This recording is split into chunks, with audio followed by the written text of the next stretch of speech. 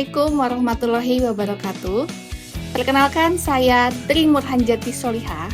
Saya dosen program studi Sarjana Terapan Tata Boga, Fakultas Vokasi Universitas Negeri Yogyakarta.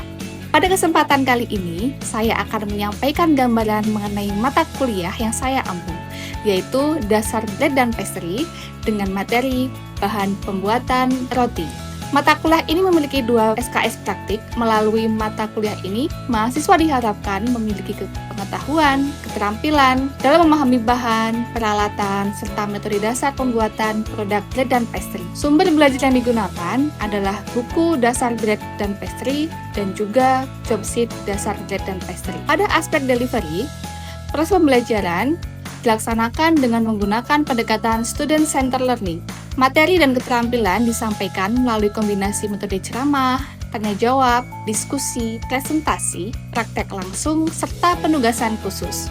Melalui kegiatan eksplorasi, studi pustaka, dan pengalaman praktik di laboratorium ataupun dapur, mahasiswa memperoleh pengalaman empiris dalam menguasai teknik pembuatan bread dan pastry. Pada aspek interaction, pembelajaran dirancang secara partisipatif dan juga interaktif. Mahasiswa dilibatkan aktif dalam kegiatan diskusi kelompok, sesi tanya jawab, eksplorasi resep, dan teknik, serta presentasi hasil produk. Interaksi ini bertujuan untuk melatih kemampuan berpikir kritis, menganalisis resep, serta pengambilan keputusan yang tepat dan bertanggung jawab dalam proses pembuatan produk. Pada aspek asesmen, penilaian mata kuliah ini dilakukan berbasis kompetensi atau competency-based assessment. Penilaian mencakup pengetahuan dan keterampilan praktik, partisipasi aktif, dan juga kompetensi sikap. Melalui pendekatan ini, diharapkan mahasiswa dapat menguasai kompetensi dasar pembuatan bread dan pastry secara utuh dan siap menerapkannya di bidang tata boga. Terima kasih dan selamat menyaksikan. Wassalamualaikum warahmatullahi wabarakatuh. Oke, selamat pagi. Assalamualaikum warahmatullahi wabarakatuh. Waalaikumsalam warahmatullahi wabarakatuh. Oke, teman-teman, senang sekali kita bisa berjumpa di pertemuan ketiga mata kuliah dasar bread dan pastry. Pada pertemuan ini, kita kemarin sudah membahas tentang materi bahan utama dari dasar bread dan pastry.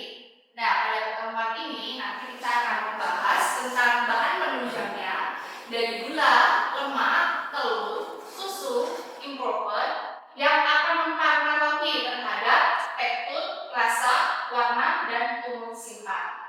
Nah, kemarin saya sudah memberikan tugasnya berupa apa? Ada yang masih ingat? Ya, tugasnya membawa roti. Nah, roti ini akan kita simpan nanti di akhir pembelajaran untuk menilai uji organoleptik pada roti yang sudah teman-teman beli. Seperti itu. Sudah paham? Untuk memulai mata kuliah kita berdoa terlebih dahulu. Berdoa dipersilakan.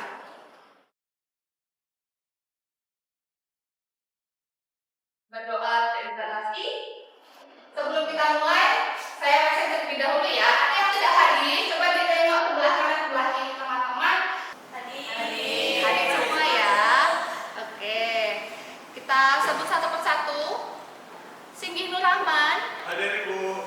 Tiara Mahanani, Fajar Cahyani, Kurni Marifa, Dipo Ginanjar. Oke, sudah hadir semua ya. Oke, baik. Nah, sebelum kita masuk ke mata kuliah, ada yang sudah pernah membuat roti sebelumnya? Oke, sudah. Bahan-bahannya kemarin yang buat pertama ada bahan utama apa saja? Padi, gula, telur, lemak. Satu lagi yang paling krusial adalah liquid atau cairan. Yes. So, kita lanjut. Pada pembelajaran kali ini, CPL kita atau capaian lulusannya yaitu mampu mengembangkan pemikiran logis, kritis, sistematis, dan juga kreatif dalam bidang menjadi chef, komis pastry, kemudian caterer dan juga food preparer.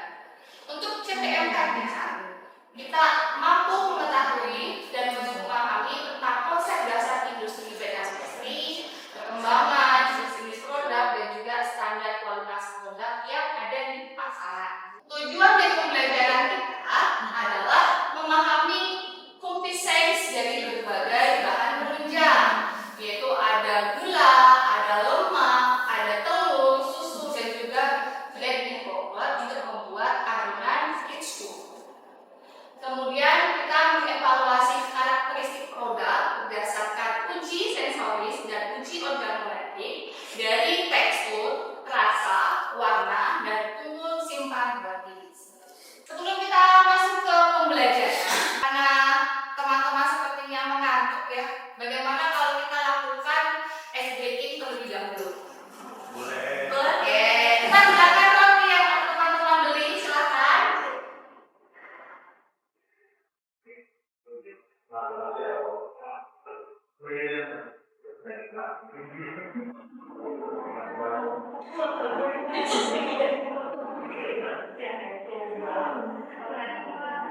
Oke, teman-teman, roti dipegang di tangan kanan. Tangan kanan semuanya. Tangan kanan yang di awal, di atas. Oke, kemudian roti dipegang ke tangan kiri. Tangan kiri. Udah, ke atas lagi, semangat.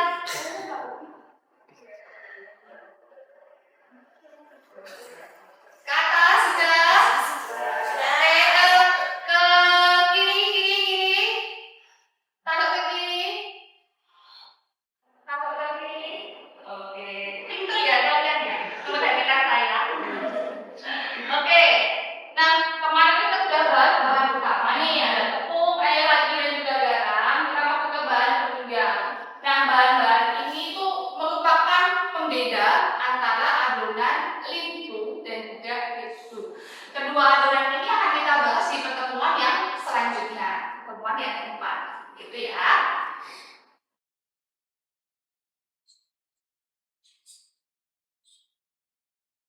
Nah, inti dari materi kita akan membahas tentang berapa poin. Ini ada 1, 2, 3, 4, 5. Poin pertama, kita akan membahas tentang gula. Kedua, membahas tentang lemak. Ketiga, telur. Keempat, susu. Dan kelima, introvert. Nah, sebelumnya akan saya berikan sedikit spill terkait dengan apa saja sih bahan-bahan ini fungsinya pada pembuatan roti. Yang pertama, gula. Ada yang tahu fungsi gula itu apa untuk pembuatan roti? Oke, Mas Inggi. Selain pemanis pada roti, fungsi gula adalah memberi makan bagi ragi, kemudian memperpanjang umur simpan dan mengontrol fermentasi, Bu. Oke, bagus jawabannya. Betul, nanti perlu kita arahkan kembali fungsinya yang terkait dengan roti, pembakaran dan sebagainya itu akan kita bahas setelah ini. Kemudian ada lemak, ya teman-teman ya. Oke, sebelumnya terima kasih ya Mas Didi ya atas jawabannya yang diberikan. Selanjutnya adalah lemak. Ada yang tahu lemak terdiri dari apa saja? Oke, Mas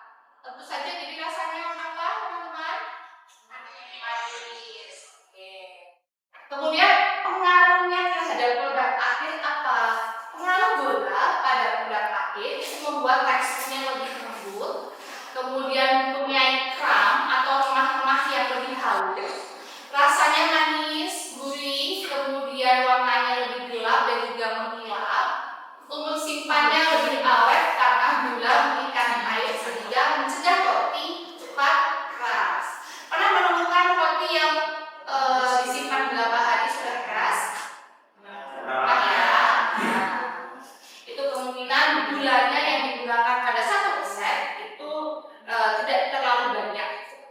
Kedua, kita bahas tentang lemak. Lemak dibagi menjadi 3, yaitu mentega, margarin, dan juga minyak. Fungsinya untuk apa? Yang pertama, memperpendek serat gluten, sehingga rotinya serat-seratnya tidak terlalu panjang. Kemudian hasilnya elastis dan juga rotinya tidak mudah patah. Kemudian melembutkan, jadi melapisi tekstur, membuat roti terasa lebih lembut dan juga memperkaya rasa. Jika kita menambahkan mentega pada pembuatan roti, hasil yang diharapkan seperti apa? Ada yang tahu?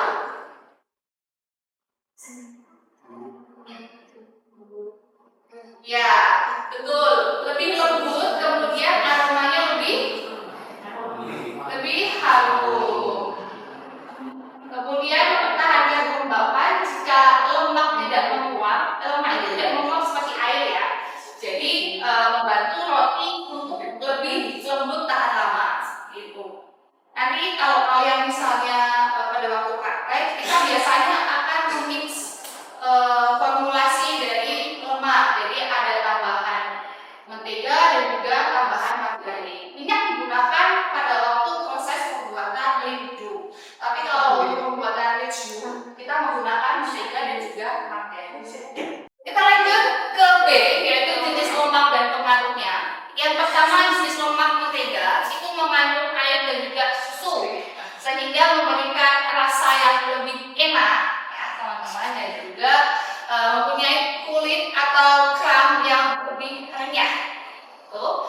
Kemudian untuk margarin, karena terbuat dari minyak nabati, itu akan membuat titik lelehnya itu tinggi seperti itu, sehingga lebih cocok untuk laminasi. Laminasi nanti akan kita bahas di produk lainnya itu, seperti puff pastry maupun Yiddish pastry itu di pertemuan yang selanjutnya ya. Kemudian kalau minyak ini digunakan untuk yang saya sebutkan tadi untuk linju seperti focaccia dan juga roti lapis turki. Ada yang tahu nama roti lapis turki? Baklava, ya. Baklava namanya ya. Oke, kemudian C, pengaruh terhadap produk akhir. Yang pertama terhadap tekstur itu menjadi sangat lembut seperti kue, kemudian rasanya lebih gurih, warnanya lebih mengkilap, dan juga umur simpannya lebih lama. Karena lemak itu mengikat kelembapan yang ada pada roti. Oke, ada yang mau bertanya sampai sini? Silakan. Oke, siapa namanya? Tiara. Ya, silakan Mbak Tiara.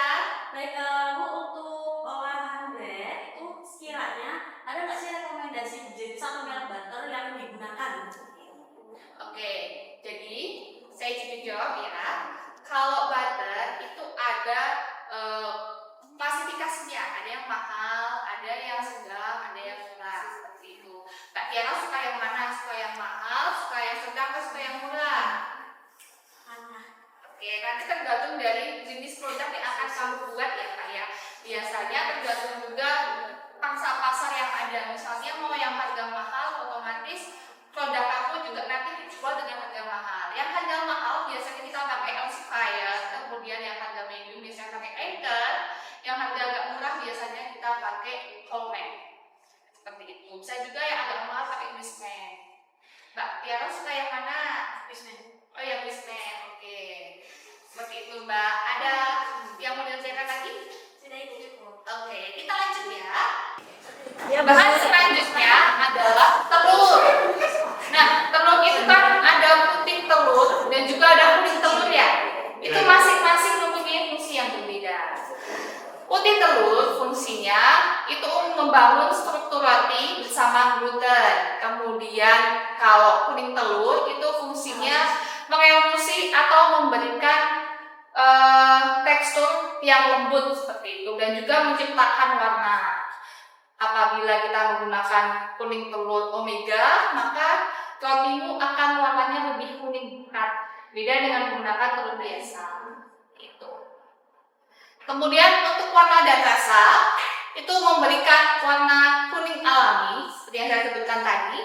Kemudian untuk kelembutan, lemak dalam kuning telur itu membuat roti menjadi lebih lembut. Kemudian bagaimana pengaruh pada produk akhirnya? Pada tekstur, pada rasa, pada warna, dan juga pada umur simpan. Pada tekstur, itu rasanya akan menjadi lebih lembut, kemudian kenyal, dan juga untuk rasa itu lebih gurih seperti itu. Kemudian untuk warna, warnanya akan lebih kecoklatan, kekuningan, dan juga umur simpannya bisa mengikat kelembapan. Tapi perlu diingat ya, kalau kita pakai telur, apalagi menggunakan telur yang cukup banyak, itu akan menyebabkan proses tengiknya lebih cepat apabila disimpan pada tempat yang lebih lembab. Oke, bahas selanjutnya yaitu susu. Susu akan memberikan rasa dan aroma lebih gurih, kemudian lebih creamy, dan juga aromanya yang khas. Selanjutnya, membuat warna kulit dari roti itu menjadi coklat keemasan dan juga tanpa tambahan gula. Kemudian kelembutan, lemak dalam susu itu dapat melunakkan gluten sehingga dapat membantu hidrasi, jadi lebih lembab, kemudian lebih kenyal. Nah, untuk nilai gizi itu dapat menambahkan nilai kalsium dan juga vitamin.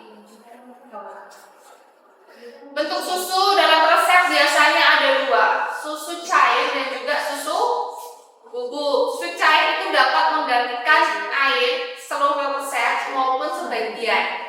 Sedangkan susu bubuk itu biasanya untuk menambah rasa dan juga warna tanpa menambahkan air. Nah, biasanya kalau kalian praktek, biasanya kita pakai susu bubuk yang dicairkan, ya kan? Sama apa tidak? Fungsinya sama. Itu untuk keekonomisan atau penghematan saja ya sebetulnya ya. Kemudian selanjutnya pengaruh produk akhir. Ada teksturnya lebih lembut, halus, rasanya lebih gurih, creamy, warnanya coklat, kemudian umur simpannya lebih awet. Kita lanjut ke bahan yang terakhir, yaitu bahan improver. Nah, fungsinya ini untuk memperkuat gluten, mengandung oksidasi yang membuat jaringan gluten lebih kuat dan juga elastis, sehingga adonannya tidak mudah kempes. Pernah ya kalian beli kue, beli roti, pada waktu digigit dia kempes sekali? Pernah. Pernah ya. Nah, kemudian yang kedua, memperbaiki daya simpan serat air, membantu tepung menyerap air lebih banyak, sehingga menghasilkan roti lebih banyak dan juga lembab. Selanjutnya memperlambat kekakuan, jadi umur simpannya lebih lama dan juga membantu pori-porinya lebih crunchy. Bagaimana pengaruh terhadap tekstur, rasa, warna, dan juga umur simpan? Pengaruhnya pada tekstur menjadi sangat lembut, empuk, dan cocok untuk pembuatan roti sobek. Roti sobek seperti sari roti atau mungkin produk lainnya yang dapat kalian temui di pasaran. Kemudian untuk rasa relatif lebih netral, tapi kalau kebanyakan bisa menimbulkan rasa sedikit getik atau sedikit pahit ya teman-teman ya. Diingat-ingat ketika kita menggunakan blend improver, sebisa mungkin pastikan gradasinya sesuai dengan resep. Oke? Kemudian untuk warna, kulitnya lebih merata, umur simpannya juga lebih lama tanpa tambahan pengawet. Selanjutnya, apakah ada yang ingin ditanyakan? Baik, silahkan. Namanya siapa ya? Nadine. Oke, silahkan Mbak Nadine. Ibu, kira-kira apa aja sih jenis-jenis improver yang umum digunakan? Oke, tadi sudah dijelaskan ada beberapa oxidase improver dan juga emulsifier improver. Yang sering kita gunakan itu adalah emulsifier improver. Sudah jelas? Sudah. Oke, terima kasih. Oke, ini yang terakhir, kelas 1, sebelum teman-teman akan melakukan uji organoleptik pada roti yang sudah teman-teman bawa. Sudah dimakan? Belum ya? Oke. Ini adalah tabel ringkasan pengaruh bahan penunjang. Di sini ada gula, lemak, telur, susu, dan improvernya. Kemudian sebelah sini ada tekstur, rasa, warna, dan umur simpan. Kita baca dulu yang sebelah sini. Ada gula. Tekstur dari gula itu empuk, lembut, dan lemak sangat lembut. Kemudian telur itu lembut, susu lembut, improver sangat empuk dan juga selada. Dari rasa, adakah yang ingin membacakan? Fajar dulu. Oke, silakan Mbak Fajar. Dari segi rasa, gula manis, gurih. Kemudian kalau lemak, gurih, kaya rasanya. Kemudian kalau telur, rasanya gurih. Susu rasanya gurih, creamy. Kemudian kalau improver itu rasanya netral, Bu. Oke, terima kasih Mbak Fajar. Ibu. Selanjutnya untuk warna, untuk gula coklat gelap, kemudian lemaknya mengkilat, telurnya mengandung krem kuning dan juga coklat, susu kulitnya keemasan, dan juga untuk improver untuk pori-porinya lebih seragam. Selanjutnya yang terakhir nih untuk simpan, ada yang ingin membacakan? Saya Bu. Oke.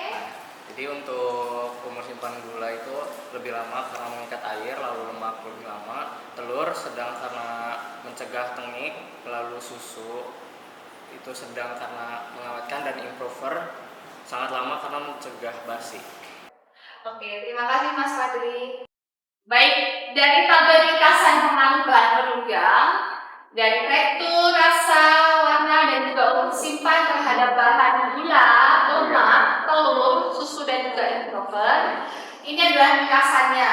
Nanti diharapkan teman-teman paham, dan semakin paham setelah kalian akan uji organoleptik pada roti yang kalian bawa. Silahkan roti yang kalian bawa bisa diangkat. Oke. Nah, teman-teman bisa mengerjakan di sini. Silahkan di scan QR. Bisa juga kalian ketik https lg/evaluasi roti. Silahkan teman-teman untuk men-scan terlebih dahulu.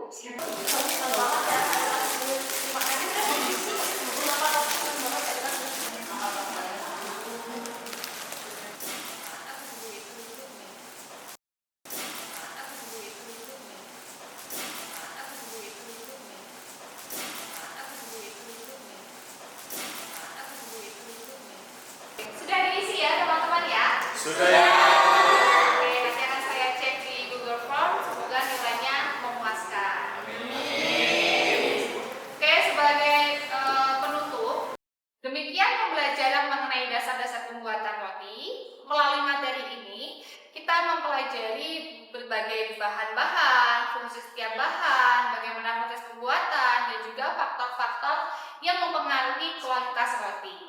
Semoga pengetahuan yang diperoleh dapat menjadi bekal dalam memastikan produk yang berkualitas, memiliki tekstur yang baik, serta cita rasa yang kita inginkan. Nah, nanti untuk keterampilan yang selanjutnya adalah keterampilan praktek. Nah, itu akan dilakukan di minggu yang selanjutnya. Seperti itu, sampai jumpa. Terima kasih atas partisipasinya. Sampai jumpa pada pembelajaran yang berikutnya. Oke. Sebelum saya tutup, apakah ada yang ingin ditanyakan? Cukup Ibu.